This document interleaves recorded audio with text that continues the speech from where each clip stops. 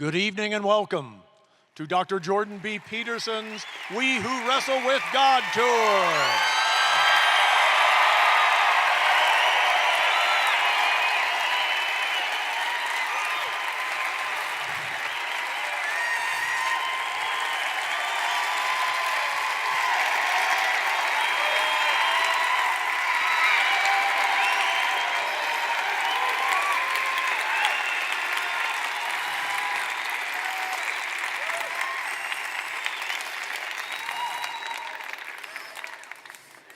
All these great bands, and here you are tonight.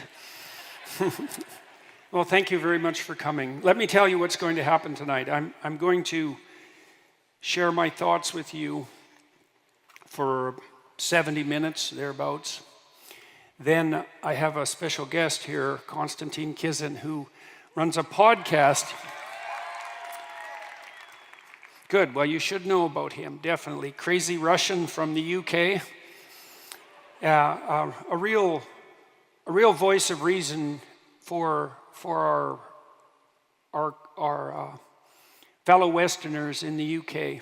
Konstantin is going to come out on stage and torture me about what I said, I hope. Well, what I'm hoping, Konstantin is a very clear thinker, very witty man. He's got a very sharp mind. He's critically oriented in the best possible way. A good critical mind separates the wheat from the chaff, right?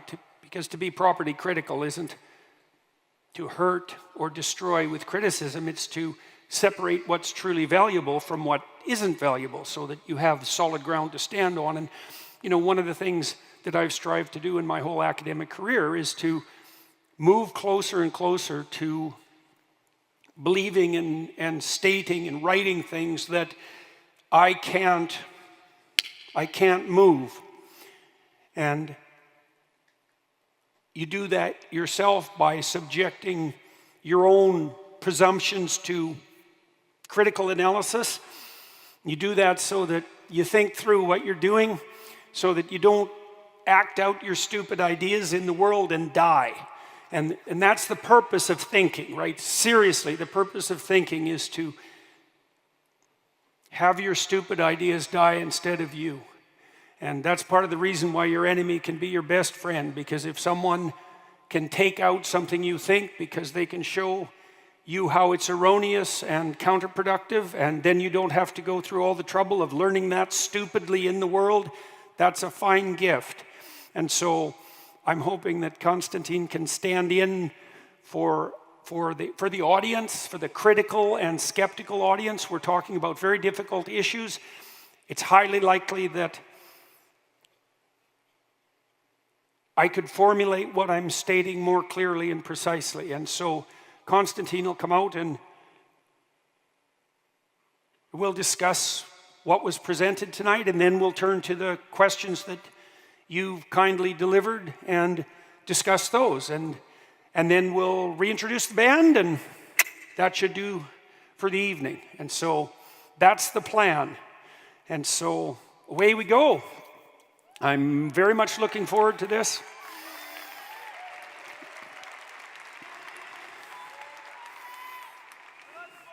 So the first thing we're going to talk about is stories and set the stage. I think we're at a crucial inflection point in the world, culturally and philosophically. I think we're on the dawn of a new set of realizations that will return us to our fundamentals. I think the reason that we have a culture war raging in the West, why there's so much instability, is because something new is struggling to be born or reborn. And I want to explain the reason for that first. And the reason is that the Enlightenment view of the world, which has guided our technological and scientific endeavor, our conceptual endeavor, our philosophical endeavor for a few hundred years, there's something about it that's wrong, like deeply wrong. And that error is making itself manifest in the scientific community, because I would say now that scientists themselves from a multitude of different disciplines understand that the idea that we see the world as a place of facts, or that we see the world as rational creatures, or that you can even see the world that way, is wrong. Wrong, and I believe that it's been demonstrated to be wrong. This isn't a matter of mere philosophical opinion anymore, although it's also that. One example, for example, is that the newest artificial intelligence systems that we've designed, the large language models that have burst onto the stage in the last year or thereabouts, ChatGPT, the catastrophic Gemini that Google so foolishly launched, Elon Musk's Grok, these systems are trained like human beings are trained. They have an aim, they have a purpose. They were trained with reward and punishment, so to speak. They're approximations to a target.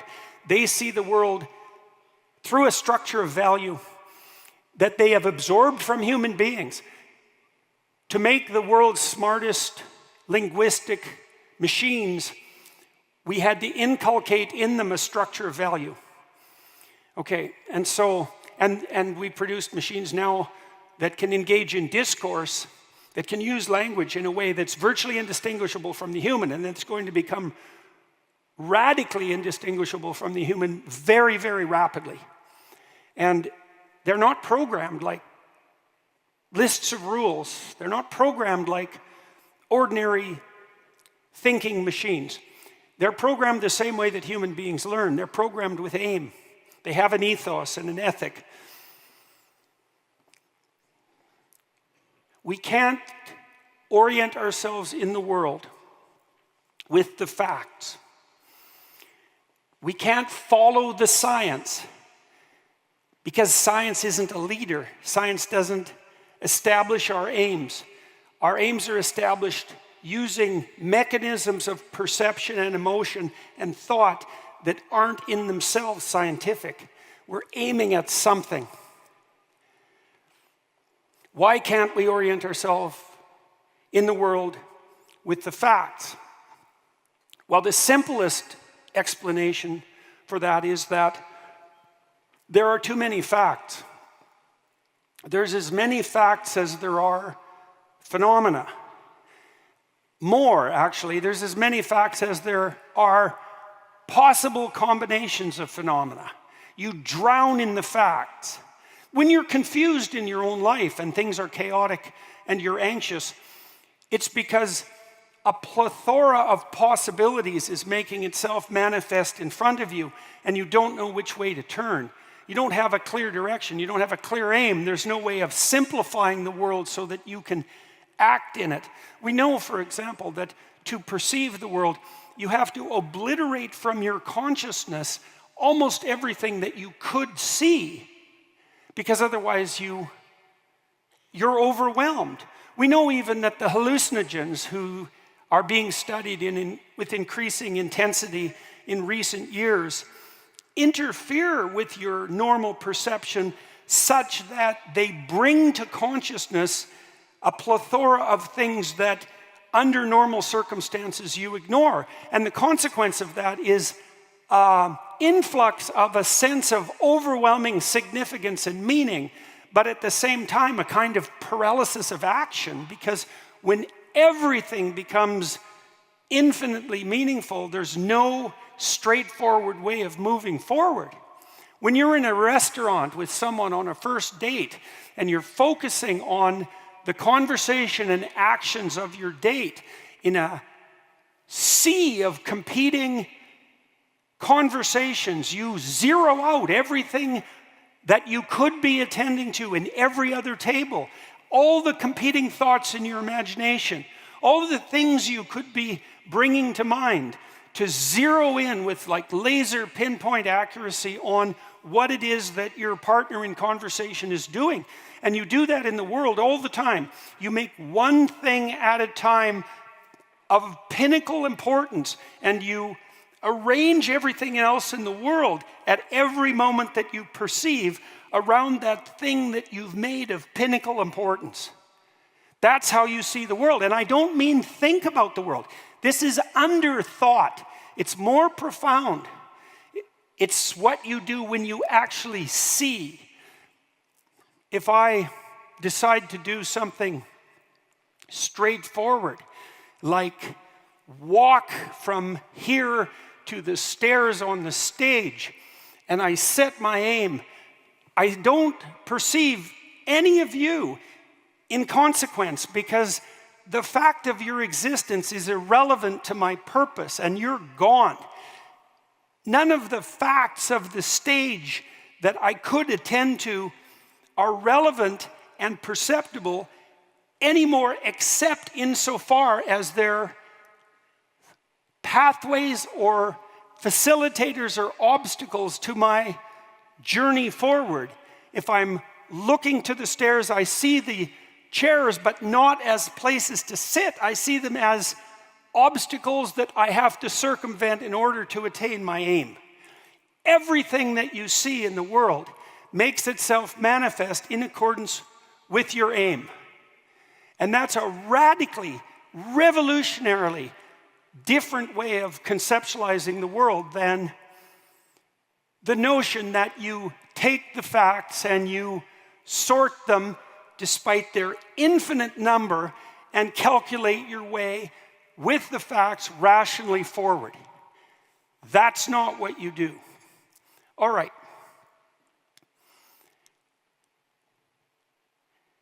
Here's a proposition to contemplate. It's another proposition that has revolutionary significance. It'll explain all sorts of things that you know to be true, but don't know why they're true.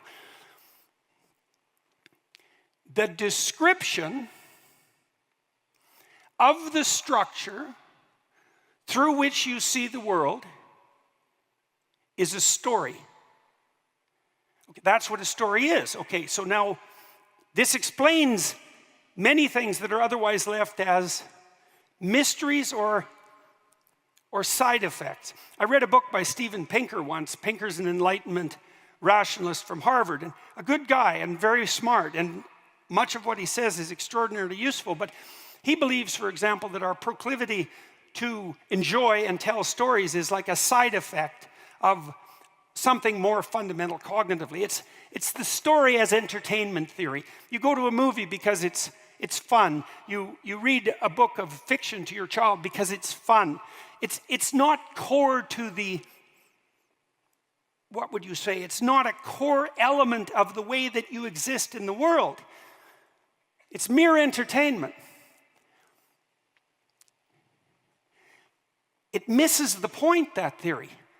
Why is it entertaining? Why can you teach children with stories? If you get the story right for a child, you can capture the child's interest and you can integrate almost any form of learning into the story. And the child will be captivated by that. When children play, pretend play, which they do spontaneously, they spontaneously dramatize the world. They spontaneously make stories out of their roles and their destinies. And that captures them. That forms the basis of their friendships. That's why children want to play so frenetically, is that they're practicing modeling the world. When you go see a movie, it's not that you want to be entertained, although it is entertaining. That's not why you're there. It's not for fun either. That's easy to understand and to see. What's fun about a horror movie? I'm dead serious. It's like people will be so afraid in a horror movie that they'll cover their eyes. They'll hide behind the chair in front of them. They'll ask themselves afterwards why they even put themselves through it. And yet they'll line up and pay to do it. Well, why would you line up and pay to torture yourself? Well, because you want to know how to deal with what's horrifying. And you want to practice that in a way, if you can, that isn't in itself fatal. You want to expose yourself to the catastrophes of existence so that you're prepared when those catastrophes come along. You want to expose yourself to the predators that lurk everywhere. You want to inure yourself against what's disgusting and contaminating because you're going to have to deal with it. You want to expose yourself to what's frightening so that you can find the courage within you to deal with what's frightening. And that's part of the instinct to develop and expand your competence. And it's in that expansion of competence and skill that occurs as a consequence of that voluntary exposure that the entertainment is situated. The reason that's entertaining is because it's part of the manner in which you expand yourself. And you can do that in the direction of what's dark and terrible, just as you can in the direction of, say, what's heroic. What do you do when you go to a movie? Well, you fasten onto a character, and you understand that character the same way that you understand people that you're in conversation with. Now, you might think that the way that you understand people is by you listen to what they say and you extract out the knowledge that they're delivering to you in terms of facts, and you interpret the facts and you derive your understanding of the person. Like, none of that's true. That has absolutely nothing to do with how you establish a relationship with someone. And, well, here's some proof. Is that what you do with a dog? Well, obviously not, but you can establish a relationship with a dog. And the relationship you have with a dog, it's not the same as the relationship with a person, but a dog's a pack animal. A dog can become a member of the family. You can understand a dog well enough so the dog likes you. Right, and so whatever you're doing with the dog, it isn't discourse about propositions, because most of the dogs you own don't talk. So, and it's the same with very young children, and it's the same with an infant. You establish a relationship using mechanisms that aren't propositional. They're not rules, they're not descriptions, they're not facts. That's not how you do it. How do you do it? Where do you look when you talk to someone? You look at their eyes. Why? To see where they're pointing them. Why? So you can see what they're looking at. Why? So you can infer what's important to them, because we point our eyes at that which is important to us. That's why our eyes look the way they look. Black in the middle, colored on that ring around that against a white background. That's an evolved mechanism. I can see your eyes. All of our ancestors whose eyes weren't visible either got killed or didn't reproduce. The one thing you want to know about someone right away is where the hell their eyes are pointed. And you can do that politely, which you do by attending to someone without too predatory a stare. You do that by attending politely to their face, but not too intensely, and not attending, let's say, inappropriately to other parts of their body. And they're going to be watching you to see what you do with your eyes. Because the one thing you want to know about someone, above all else, is what the hell are they up to? Right? What's their aim? And so, when you go to a movie, that's what you do. When you watch a character in a role, you see him in a variety of different situations. And you watch how he structures his attention, what he pays attention to, because attention is a costly business. And so people pay attention to what they value.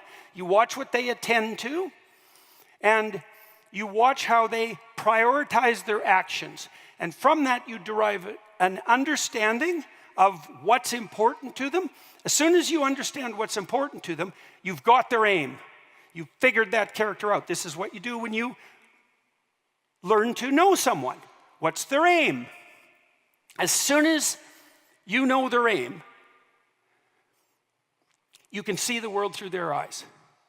You can see the same objects they see, and the objects take on the same emotional significance. And when you say, I come to understand someone, what you really mean is, oh, I understand their aim, and now I can aim at the same thing, at least in simulation, at least fictionally, and I can come to inhabit the same world of perception and emotion that they inhabit. I can even guess at how they might act and to what they might attend in situations I haven't seen, because now I know their aim. What's he up to? That's what you're thinking in a murder mystery or in a thriller. What's he up to? What's he up to? What's going to happen next? And so the plot of the fiction is the aim of the character across time, the aim as the character unfolds. And that might involve the transformation of his aims as well, right? And that would be the transformation of a character in a movie. He aims at one thing and he learns that that aim is off in some manner, or he comes to a bitter and dismal partial end and has to switch course. And you want to see people transform their aims. That's character development. We see the world through a story. The world's objects reveal themselves in relationship to our aim. The landscape of emotion presents itself as markers on the pathway to our aim. The world reveals itself in accordance with our aim. That's how perception works. That's a hell of a thing to learn. Because if the world, for example, appears to you only as thorn-bearing obstacles, right? If you feel that everything's arrayed against you and there's no pathway forward, if you feel that you're surrounded by foes and obstacles instead of walking the golden pathway, accompanied by allies with the world on your side, you might ask yourself whether or not your aim is wrong. And so, the world lays itself out in accordance with our aim. We produce fiction, we generate fiction, we live in a fiction landscape because we want to get our aim right. We read stories, we watch movies, we go to plays, we talk to each other because we want to get our aim right. We want to find the place we should go and we want to learn how to get there efficiently. And we're compelled by spirit and instinct to establish the aim and follow the path, and to transform ourselves so that our aim becomes ever more precise and efficient and delivers us a world that's ever more abundant and beautiful. And that's all a function of aim. Big tech companies enrich themselves by taking your personal data. They grab your web history, email metadata, and video searches to create a detailed profile on you, and then they sell that off to the highest bidder. Companies aren't just selling products anymore, they're selling you. To protect your identity and data from these tech giants, I recommend using ExpressVPN every time you go online. Think about all the websites you visit. Everything you do and say online is tracked using your public IP address, which allows them to uniquely match your activity and know your location. ExpressVPN makes you anonymous online by camouflaging your IP address and replacing it with a different, secure IP of your choice. ExpressVPN also encrypts all of your data to protect it from hackers and anyone else who might try to spy on you. What I like most about ExpressVPN, though, is how easy it is to use. Just download the app on your phone or computer, tap one button, and you're protected. So if you're like me and you believe your internet data belongs to you, then ExpressVPN is the answer. Protect your online data today by visiting expressvpn.com/Jordan, expressvpn.com/Jordan, and you can get an extra 3 months free. That's expressvpn.com/Jordan. Okay, so we live in a story.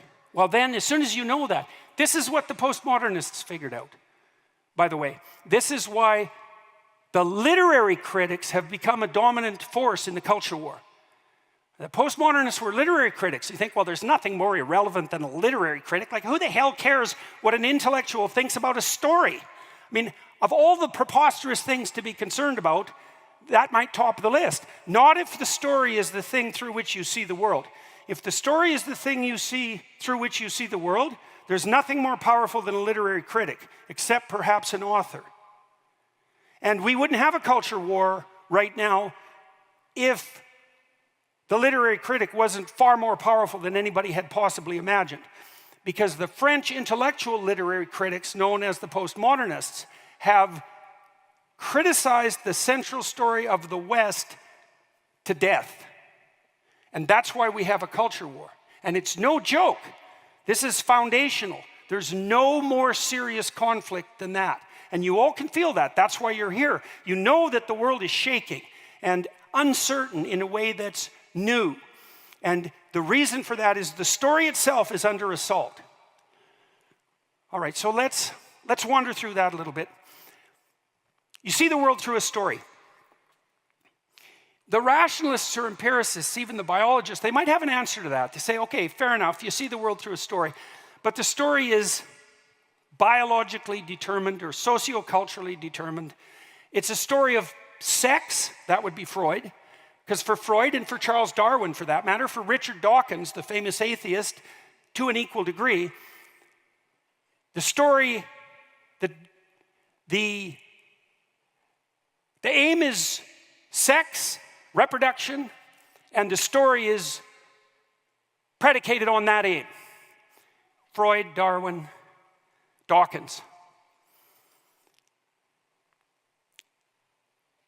The degenerate element of that is a descent into a kind of hedonism. Because if sex is the story, then why not worship sex?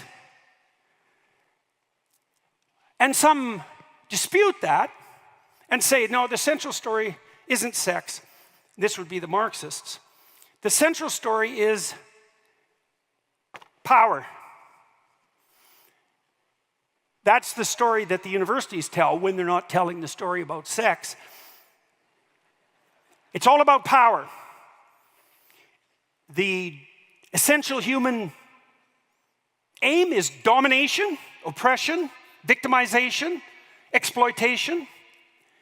The central theme of the family is a power dynamic. The central theme of the relationship between men and women is a power dynamic. Marriage itself is a heteronormative, patriarchal establishment of oppression that goes back to the dawn of time. The nuclear family is the same thing. Economic arrangements are nothing but power. Friendships are nothing but power. The landscape of human interaction is a dynamic of power, or sex, or both fighting against one another. Look, these are powerful ideas. Why? Well, it's obvious. Why? I mean, first of all, without sex, there's no reproduction, and without reproduction, there's no people.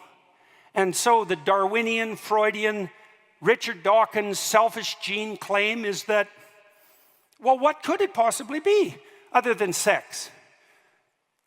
And the Marxists come running forward and say, how about power? And then the Marxists say, well, obviously it's power, because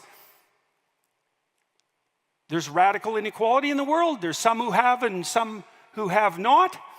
There's no reason to assume that property in the final analysis, let's say, isn't a form of theft, and everyone who has established themselves in some manner has only done that by stealing from those who are powerless and who have less, everything they have, and accruing it to themselves. And that's a credible claim for a variety of reasons. The first, most fundamental reason is that a minority of people have all the success on any possible dimension of comparison. It's a very small number of people who are radically attractive. It's a very small number of people who are radically gifted in the visual arts, let's say. It's a radically small percentage of people who are musicians. A tiny percentage of the people have most of the money. A tiny percentage of the people gather most of the attention. It's a Pareto distribution, and that's what Marx pointed onto. The rich get richer and the poor get poorer. And there's real truth in that, and there's truth in the claim that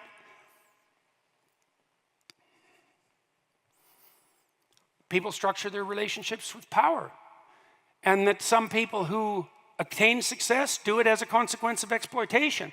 And it's equally true that when any human relationship deteriorates, it tends to deteriorate in the relationship of power. If your marriage starts to become shaky, then you begin to exploit each other. Use force. You try to get your way. You try to dominate. It's the same within any family that's deteriorating into a state of pathology. It's the same in any organization. We've seen huge states deteriorate into the tyrannical use of power. If you had to identify a cardinal attribute of mankind, power is a reasonable hypothesis. But let's think about that for a minute. So imagine that Well, imagine that it's sex that is and should be the complete story of mankind. Well, what does that mean exactly? What's a world organized on that basis? What does a world organized on that basis look like? Well, there's nothing more important than sex. Well, how about immediate sexual gratification whenever you want it? How about immediate sexual gratification as the archetype of hedonism? How about immediate sexual gratification whenever you want it, regardless of what anyone else has to say about it? Because if it's the story, and it's the fundamental story, then what stops me from gaining access to what I want right now, regardless of the cost to anyone else? If there's nothing beyond that, if only the naive believe that there's anything noble about humanity beyond the immediate demand of reproduction, then what have you got to say that's moral about sex? And why the hell shouldn't everybody just do exactly what they want, with whoever they want, whenever they want, all the time? And with power, you can make exactly the same argument. And classical societies, aristocratic societies, militaristic and martial societies are predicated on this idea. If I can push you around, all that indicates is that I should push you around, because if you're so weak that I can push you around, you have absolutely no ground whatsoever to stand on to oppose me. Because if you were moral by the traditions of power, I wouldn't be able to push you around. And so it's very difficult to argue out of that from a rational perspective. Why doesn't might make right? And why isn't it only the weak who claim that that's wrong? And why isn't it only that the weak claim that that's wrong, not because they're moral, but because they're weak? That would certainly be a spin-off on the Nietzschean notion that will to power constitutes the core of man. And I would say, up until the dawn of Judeo-Christian ethic, let's say, power ruled. And then we could imagine what sort of world it's like when power rules. Well, we know what that world's like. It's like pay attention to the strongest or suffer the consequences. Well, is there something beyond that? That's not mere naivety. If it isn't power that's the story, and if it isn't sex that's the story, what's the story? For the West, the answer to that is the library of the Bible. That's the story. It's the story upon which the West is founded. It's the story that has arisen over thousands of years, tens of thousands of years for that matter, attempting to address the core issue. What's the fundamental story? It's no mystery to make the claim that the claim of the biblical library of stories, because it is a library, is that it's the fundamental story. All right, so we live in a story. We've identified the competitors, power and sex. What is it that's being expressed in the biblical story? Look, if you go to a movie or read a complex book, you go to a sophisticated movie, a sophisticated play, a Shakespearean play, or you read a sophisticated work of fiction, you see a multi-dimensional characterization, right? A comic book has a hero with one motive.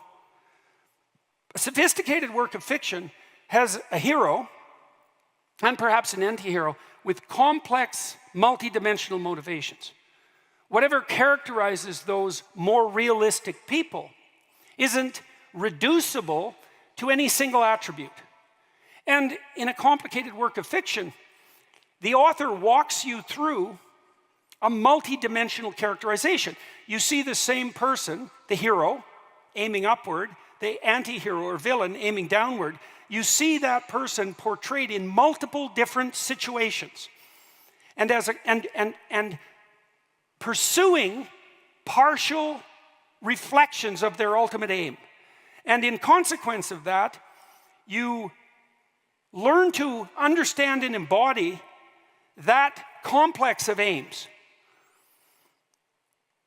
When you see a movie and you watch the hero, you're watching the hero to learn how to act like a hero.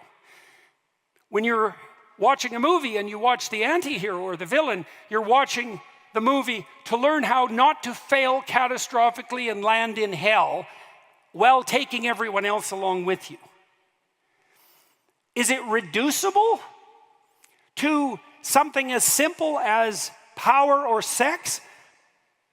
Not if it's not a comic book. You need a multidimensional characterization. All right. The biblical corpus provides a multidimensional characterization of the fundamental aim of man and cosmos. That's the claim of the book. So I'm going to walk you through some of the stories and show you what's being revealed. What's being revealed is the proper object of worship. Okay, so what does that mean? The proper object of celebration. The aim towards which all sacrifices and work are to be directed. That which should be held in the highest regard. That which should be imitated in ritual and admiration. Okay, so that's the idea. Admiration in the same way that a small child who hero worships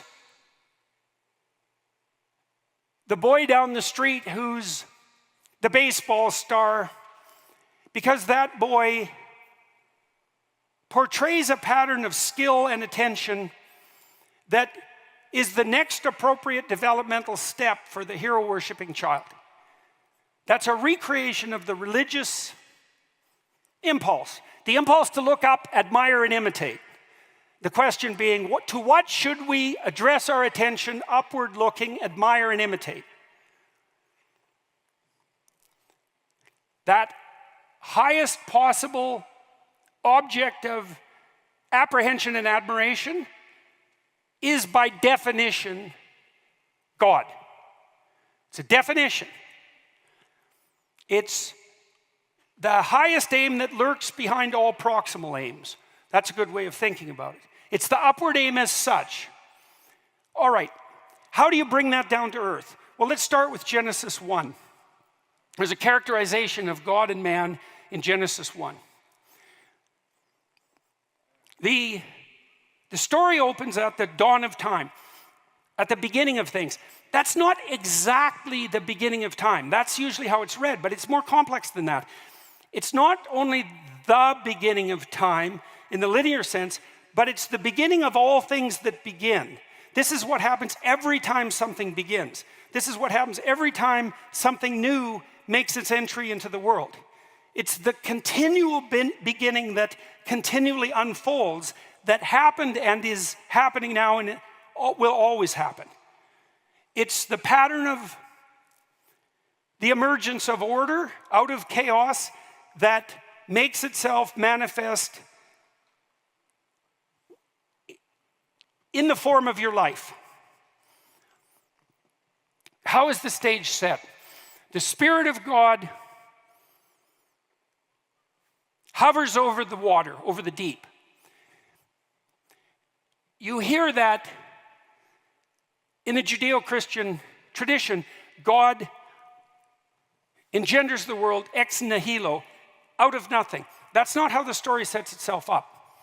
It sets itself up with the Spirit of God hovering above the waters, but it's not water.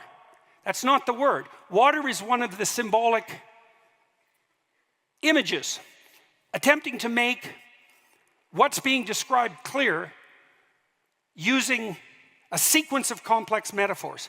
The word for the water over which the Spirit of God hovers is tohu vabohu, or tehom, and it means a lot of things.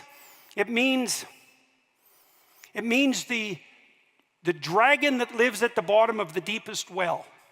It means the unplumbable depths of the most abysmal ocean. It means the water that brings forth life. It means the infinite well of possibility itself. It means the confusion that reigns when your world falls apart. It means the unstructured day that makes itself manifest when you wake up. It means all of that. It means the dragon that the archaic God sliced into pieces and made the world from. It means it's the Hydra that Hercules defeats to form the world. It's all of that. So what does that mean?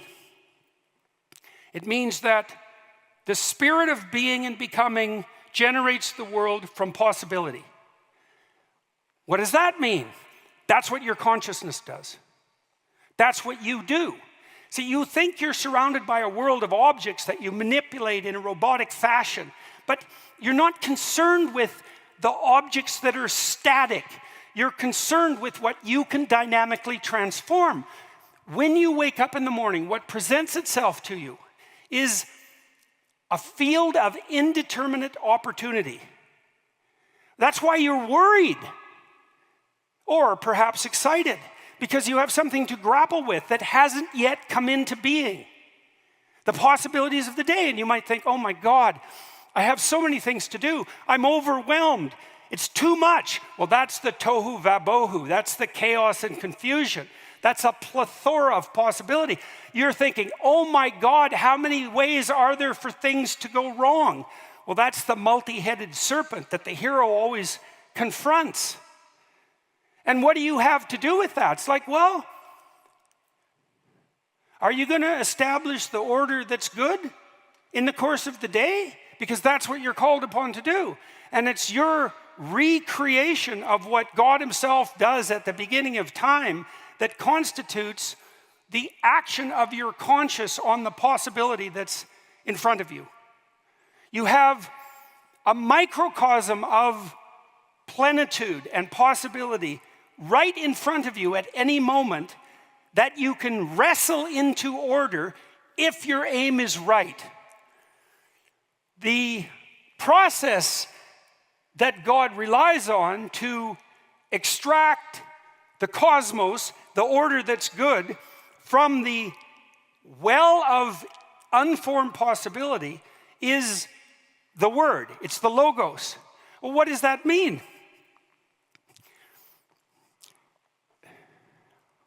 How much hell can you bring into being by saying the wrong words to your wife? Right, now your wife is who she is, but she's also who she could become, as you've no doubt noticed many times. And you can extract out something good or something terrible from the possibility she represents with the cautious and loving application of your words, or with the careful and prideful and dismissive application of your words. And the world you live in will be radically different depending on which of those two approaches you apply. And that will be exactly the same with anyone else you talk to, and how you treat yourself, and how you interact with the world as such. Because there's a provision of possibility that you're offered as a participant in the process of creation that you formulate in accordance with your aim. What's the insistence in Genesis 1? Aim up with love. So if you want to establish the paradise of your household in relationship to your wife and your children, you aim at what's best for the best in them. You offer them the security that you can imagine. That's the walls of the walled garden. And you present to them the challenge that allows them to unfold and develop optimally. And you do that appropriately if you're aiming at what's best, what's highest. And that's the Spirit of God that makes itself manifest on the waters of possibility. That's the embodiment, the source, the initial source, and the spirit of upward aiming ultimate love. You can understand this by understanding what sort of walled garden you produce in your own household with your aim. God wrestles with the possibility that's not yet manifest and creates the cosmic order as a consequence, in sequence, creating the fundamental divisions to begin with. The separation of light and darkness, that's the phenomenology of day and night. The separation of the land from the waters, the establishment of the dome of the sky over the disk of the earth, populates the world with its created beings, and on the sixth day produces man, and says in his own image. So now we have a characterization of God who's the dynamic process that gives rise to order from possibility itself, in keeping with the highest possible aim, and we have a characterization of the human being as a microcosm of that process. The notion that each of us has a worth that's transcendental and not given by the state, not given by yourself, not given by other individuals, is predicated on that image. I mean that historically, and I mean it conceptually. The notion is that, one of the notions is that the state itself has to grant to you the worth of someone created in the image of the Creator himself, in order even for the state to exist, maintain itself, and transform. That the state itself cannot function unless it establishes a sacred boundary between its operations and the operation of the psyche, the human spirit, that's a manifestation of the God who generates the order that's good from possibility. As your business grows, the workload can become overwhelming. Tasks that used to take a day now take a week. If you're feeling this strain, NetSuite is here to provide relief. 37,000 businesses have upgraded to NetSuite by Oracle. NetSuite is the #1 cloud financial system, streamlining accounting, financial management, inventory, HR, and much more. For 25 years, NetSuite has been helping businesses do more with less, close their books in days, not weeks, and drive down costs. Recognizing that every business is unique, NetSuite offers a tailored solution that aligns with your specific key performance indicators, all in one efficient system with a single source of truth. NetSuite will help you manage risks, get reliable forecasts, and improve margins. With NetSuite, you have everything you need to grow, all in one place.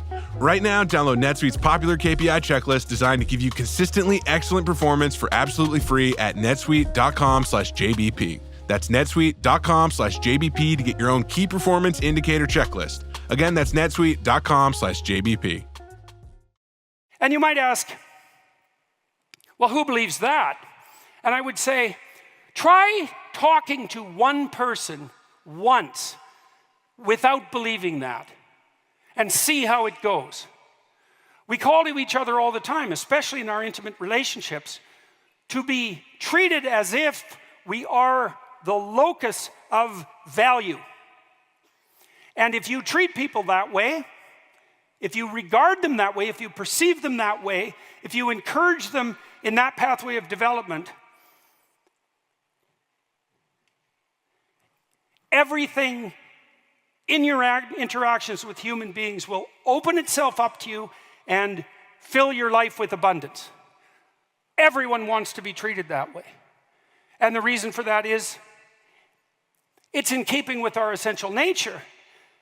And that hospitable, welcoming, encouraging, upward aiming, loving treatment is the aim and attitude upon which the soul, the community, and the natural order itself depends for its integrity. Your country is predicated on that notion.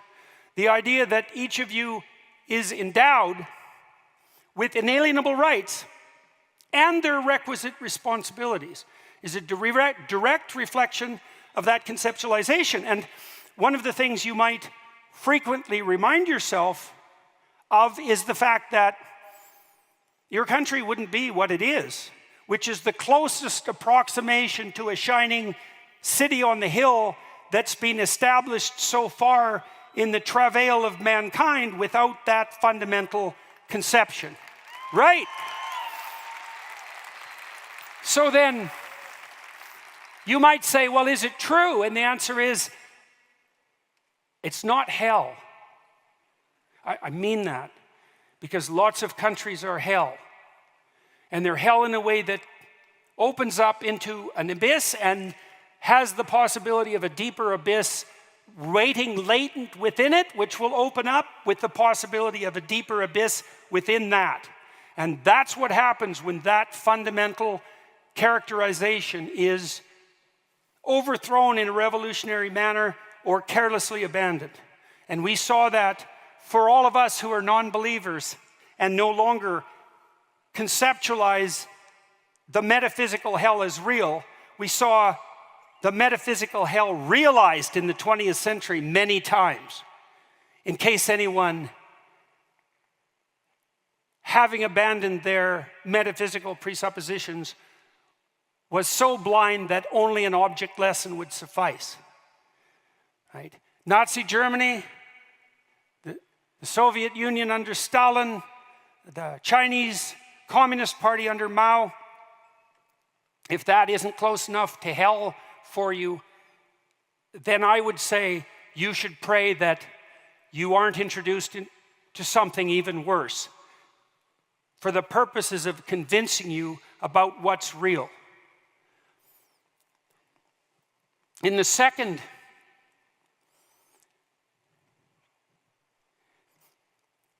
God announces four things once he creates man. He says, man is to tend the garden. That's his purpose. Why a garden? It's a walled garden, actually, because that's what paradise means, walled garden. Why a walled garden? Well, a garden is a place of nature, obviously, and walls are a place of culture. And a walled garden is a place of nature encapsulated in a manageable manner by the walls of culture. That's what your backyard is. It's a yard, it's nature, it has walls. The walls are culture. The walls you could think of as physical entities, as objects, but your lawn has borders if you don't have a fence. And your neighbors know where the borders are. And where are the borders? Well, they're in the imagination of your neighbors. I'm dead serious about that. The walls, it's so funny because you'll see people in the border between Canada and the United States. They'll get out and they'll step across the border. It's like, as if it's an object, as if it's an entity that's there on the ground. And people know that that's magic in some sense because the grass in Canada is only slightly less healthy than the grass in the United States, let's say.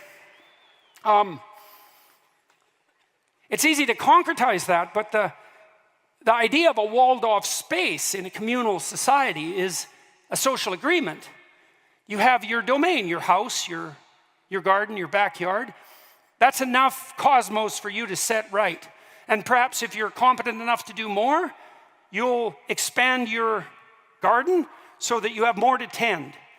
But you start with a walled garden of some size. And if you tend it properly, then the promise is that as your competence grows, so will your dominion.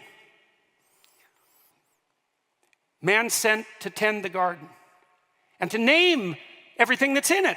This is Adam.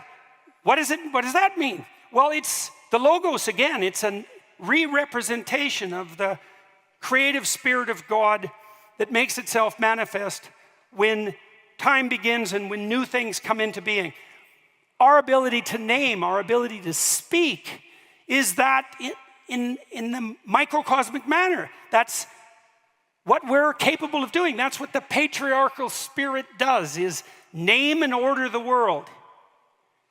And God brings everything to Adam to see what he'll name them. And that's a reflection of the idea that we have a created order, but man has a place in it, and the place is to organize it and to put everything in its proper place and to assign it its identity.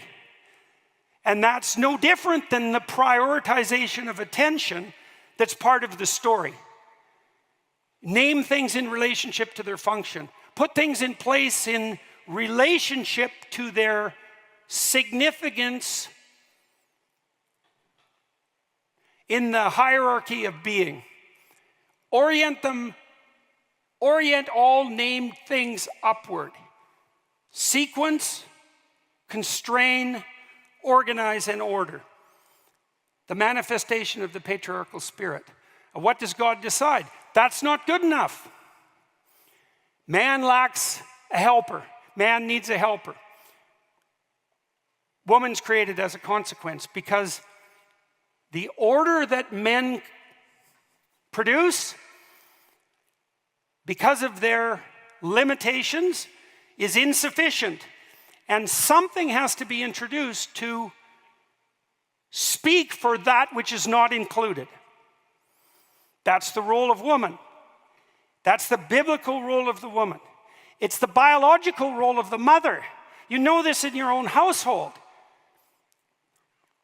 Women bring the concerns of the marginalized to the center. You can think about that politically, and it's useful to think about it politically. All established human orders exclude. The exclusion causes pain. The pain of exclusion requires a voice. That's the voice of the eternal mother. That's where Genesis 1 ends. Genesis 2 contains the story of Adam and Eve. It's another creation story. It's commensurate with the first one. It's a variation on a theme. God creates Adam out of matter, earth, and breath, spirit. Why? Because that's what human beings are. We're material creatures that are animated. Anima means spirit. What's the spirit? The spirit is the living organizing principle of the material. And human beings are an amalgam of the living organizing principle and the material. And that's what's portrayed in the creation of Adam. The combination of matter and spirit, the combination of material and conscious. You could think about it that way if you're more secular minded. We're conscious matter. Like, what's up with that? No one understands that. No materialist understands that. We understand nothing about consciousness. It's as mysterious now as it's been throughout the entire course of our existence. It's never been reduced to a material phenomenon. We have no idea what that would even mean. And if we did reduce it to the material, all that would mean was that we inadvertently elevated the material. We treat each other like we're conscious. We presume from first principles that we're conscious. We can't even distinguish between being itself and being conscious. And so that's a perfectly reasonable representation of man. Woman is taken from man, from a rib, from the side, as an equal. There's a critique of patriarchal Judeo-Christian narrative from the resentful feminist side that makes the claim that the biblical narrative is, for example, radically patriarchal in its orientation, dooming women to subjugation. That's a preposterous claim, by the way. It's not only false, it's false in a very particular way. There are falsehoods that are approximations of the truth. There are falsehoods so deep that they're the exact opposite of the truth. And the truth of the matter is that right from the first words, the biblical library is miraculous in its insistence that women, like men, are made in the image of God. That emerges in the first chapter. And that Eve is the equal of Adam in every manner, although complementary and not identical. And our society is riven by conflict so deep that we now doubt both of those propositions. There's no form of confusion more profound than that. Sexually reproducing creatures without nervous systems can tell the difference between male and female. I'm dead serious about that.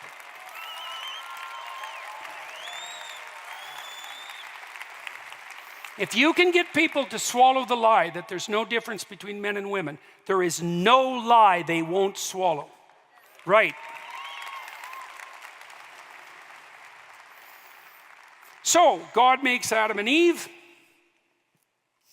each with their own role, and he puts them in the garden to play forever under the watchful eye of their heavenly Father. And he tells them they have free reign in the garden with everything delightful that's been created, except for one thing. They're not to eat the fruit of the tree of the knowledge of good and evil.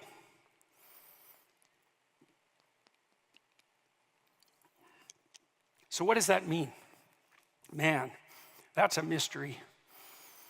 I spent a long time trying to crack the micro-narratives in the story of Adam and Eve. And it wasn't until 3 or 4 years ago that I think I started to understand that particular fragment of the story.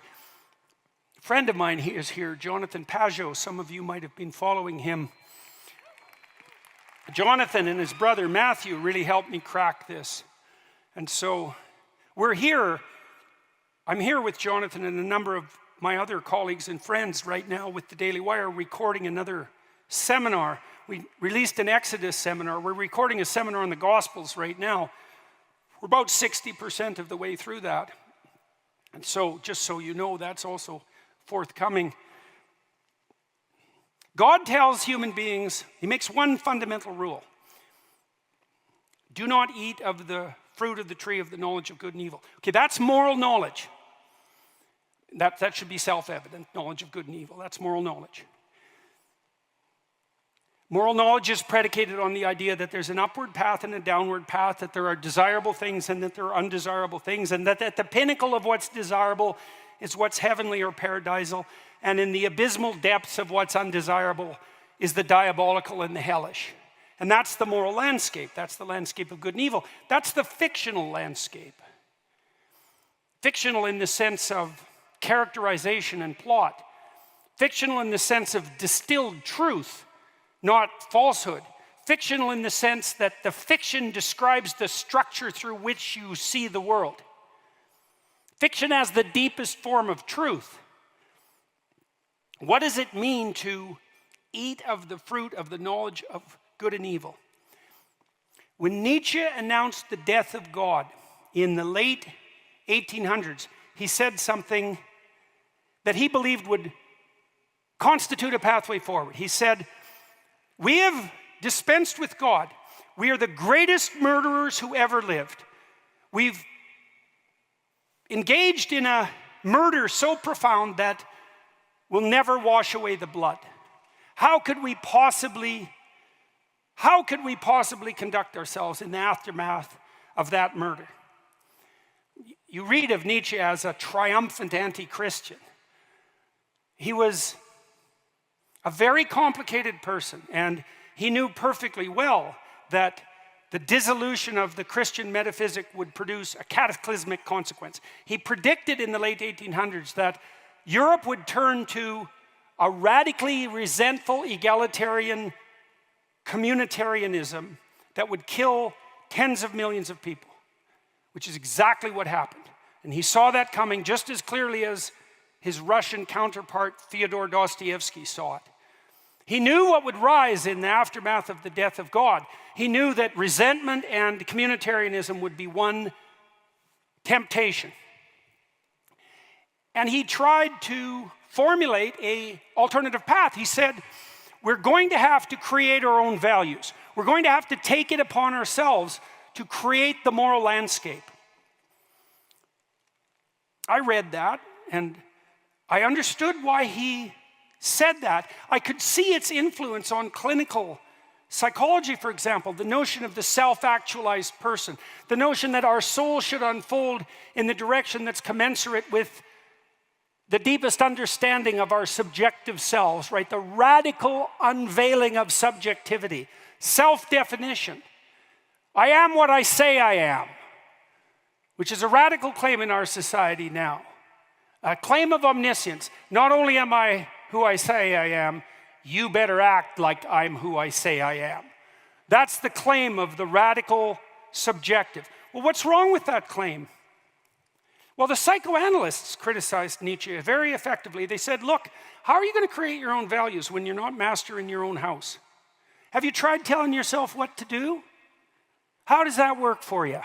I know, you're just your own obedient servant, right? You're so morally pure. You just tell yourself at New Year's that you're going to go to the gym and you're going to diet and you're going to be some stellar physiqued, lean, mean fighting machine by March, and you go once and then you tell yourself lies about why you don't have to go again, and that's the end of that. And if you were capable of creating your own values, you wouldn't be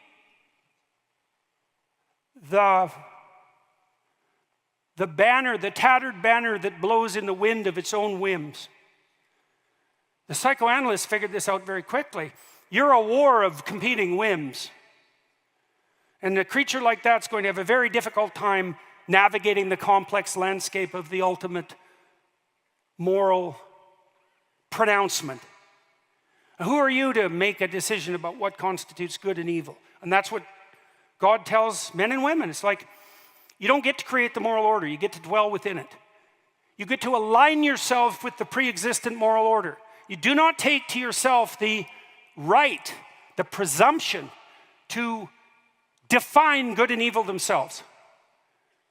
You bow your head to good and you pray for deliverance from evil. And if you violate that, look the hell out. And that's the pronouncement. And so what happens? The serpent offers Eve the fruit.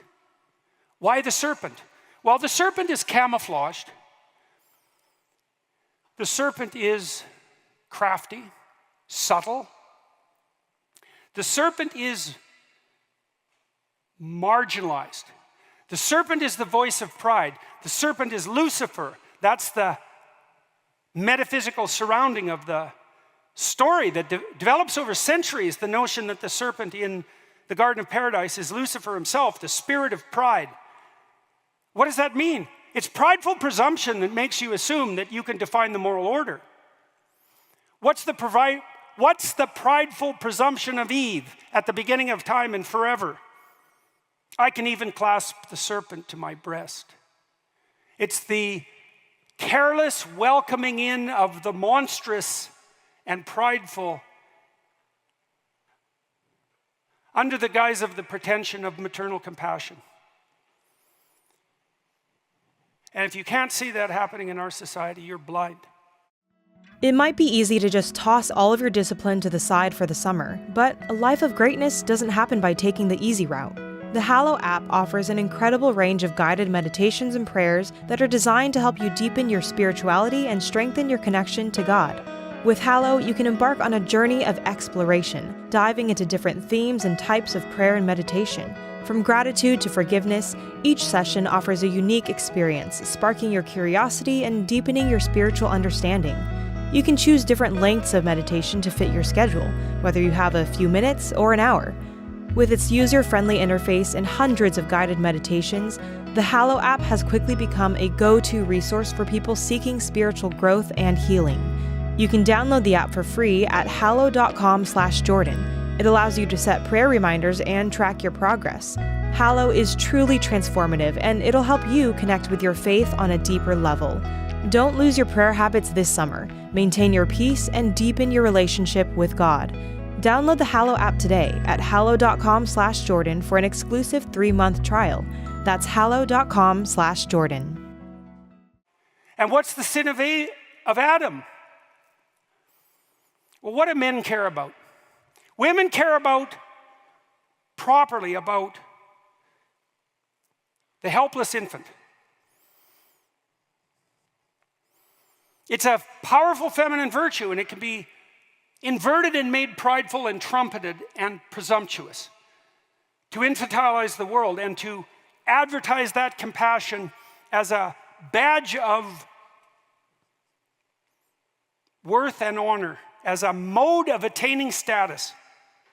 What's Adam's sin? What do men care about? Impressing women. Men are ambitious fundamentally to impress women, for better or for worse. What's the prideful pathway and false pathway to establishing a relationship with the too demanding feminine? I've got it. Anything you want, dear. Right, and that's Adam's sin. Eve hearkens to the voice of the serpent and clutches it to her breast, despite the clear injunction from the divine never to do that, and Adam weakly does exactly what the worst part of his wife wants. And so here we are, folks. So what's the consequence of that? Well, the scales fall from their eyes and they notice they're naked. And they're deeply ashamed and they cover up. They become self-conscious. Okay, so when do people become self-conscious? When they make prideful errors. When you overreach and you reveal your inadequacy as a consequence of the mismatch between your pride and your ability, you'll be ashamed. You'll recognize your insufficiency. You'll be aware of yourself as an isolated entity. That's all to become self-conscious. Psychologists have learned over the last 40 years that there's no difference between being conscious of yourself and being miserable. Those are literally the same thing. If you're living a life of other-centered, communally oriented, hospitable calling, you're not attending to the miseries of your isolated self. If you stay in your bailiwick and you don't put forward your hand presumptuously, you can live in the absence of painful self-consciousness. Pride goes before a fall. We have a month devoted to pride in our culture. Right. Pride goes before a fall. You know this in your own life. You can ask yourself, and this has been a Christian conundrum since the beginning of time, is your life miserable because misery is baked into the structure of the world? Or is your life miserable because you do stupid things and refuse to learn and bring endless misery on yourself in your presumption? And you know, you might say a little column A and a little column B, and fair enough, but you certainly know that the most painful episodes of your life come when you